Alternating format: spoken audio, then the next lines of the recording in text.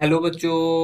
हमारा प्रश्न दिया हुआ है। अभिकथन है कि आवर्णीय प्रभाव वर्ग में ऊपर से नीचे की ओर बढ़ता है और कारण है उपांत कोष जितने अधिक इलेक्ट्रॉन होंगे आवरण उतना ही अधिक होगा। चलिए समझते हैं इस प्रश्न को। अगर इस प्रश्न की मुख्य अवधारणा की बात की जाए तो मुख्य अवधारणा में हमें समझना होगा कि आवरणीय प्रभाव किसे बोलते हैं। ठीक है, शेल्डिंग इफेक्ट जिसको बोलते हो आप, इसको एक और नाम से जाना जाता है परिरक्षण प्रभाव। ठीक है, आवरणीय प्रभाव या परिरक्षण प्रभाव। ठीक है, इसको समझने के लिए हम लोग क्या करते हैं, एक फिगर के थ्रू हम लोग इस चीज को देखते हैं। सपोज कर लो कि ये हमारा क्या है, नाभिक है। ठीक है, और नाभिक में क्या होता है, धनायन होता है। ठीक है, नाभिक है जिसमें प्रोटॉन और न्यूट्रॉन होता है और यहाँ पर से उसके ये इसका बाह्यतम कोष बाह्यतम कोष है जिसको एन से डिनोट किया जाता है। एन क्या है, बाह्यतम बाह्यतम कोष।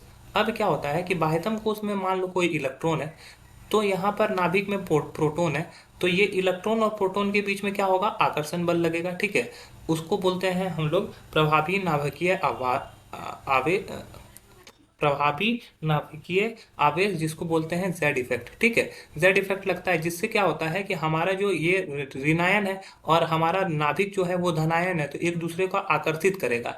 लेकिन इसके जस्ट पहले वाला अगर मान लो कोई एक, इसके जस्ट पहले वाला एक आवेश है, मतलब कि n-1 ये कोष है, इसके पहले वाला कोष, वहां पर इलेक्ट्रॉन अगर आएगा तो वो इलेक्ट्रॉन क्या करेगा, ये इसके बीच में प्रतिकर्षण होगा।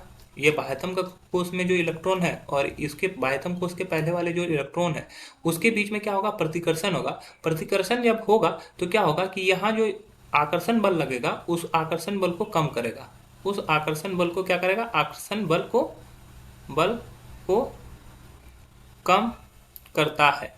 आकर्षण बल को अगर कम करेगा तो इसी प्रभाव को हम लोग क्या करेंगे, परिरक्षण प्रभाव कहते हैं। इसी प्रभाव को हम लोग क्या करते हैं, परिरक्षण प्रभाव करते हैं। तो एक्चुअली क्या होता है कि परिरक्षण प्रभाव जो होता है हमारा, त्रिज्या बढ़ने के साथ क्या होता है, घटता चला जाता है। मतलब कि त्रिज्या त्रिज्या अगर बढ़ेगा तो परिरक्षण प्रभाव जो होगा, त्रिज्या अगर बढ़ेगा तो परिरक्षण प्रभाव भी बढ़ता हुआ चले जाता है। ठीक है, और नाभिकीय आवेश प्रभाव जो होता है, प्रभावी नाभिकीय आवेश जो होता है वो कमता चला जाता है। प्रभावी नाभिकीय आवेश जो होता है वो घटता हुआ चला जाता है। ठीक है, तो ऊपर से नीचे जाने पे हम लोग को सबको पता है कि परमाणु का आकार क्या होता है, परमाणु आकार बढ़ता है। तो इसका मतलब ये हो गया कि हम परमाणु आकार बढ़ रहा है तो इसका मतलब त्रिज्या बढ़ेगा।